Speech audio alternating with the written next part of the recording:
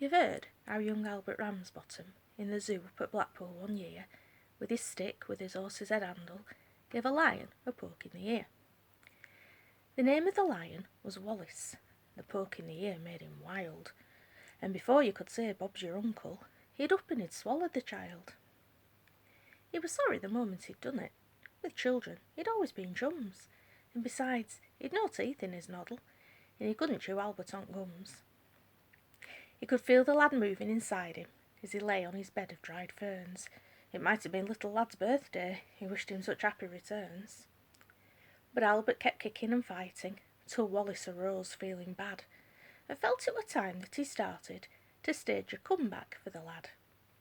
So, with his head down in a corner, on his front paws he started to walk, and he coughed, and he sneezed, and he gargled, till Albert shot out like a cork.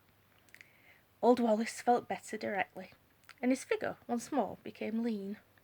The only difference with Albert was his face and his hands were quite clean. Meanwhile, Mr. and Mrs. Ramsbottom had gone home to tea feeling blue. Ma said, "I feel down in the mouth like," and Pa said, "Aye, but Albert does too." Said Ma, "It just goes for to show you that the future is never revealed. If I thought we was going to lose him, I'd have not had his boots soled and heeled." "Let's look on the bright side," said Father. "What can't be helped must be endured.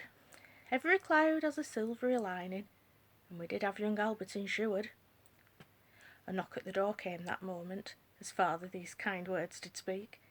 'Twas the man from Prudential he called for their twopence per person per week. When Father saw who had been knocking, he laughed, and he kept laughing so. The young man said, "What's there to laugh at?" And Pa said, "You'll laugh and all when you know." "Excuse him for laughing," said Mother, "but things really happen so strange.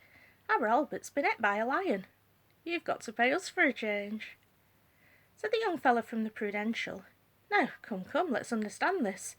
You don't mean to say you've lost him?" Ma said, "Oh no, we know where he is."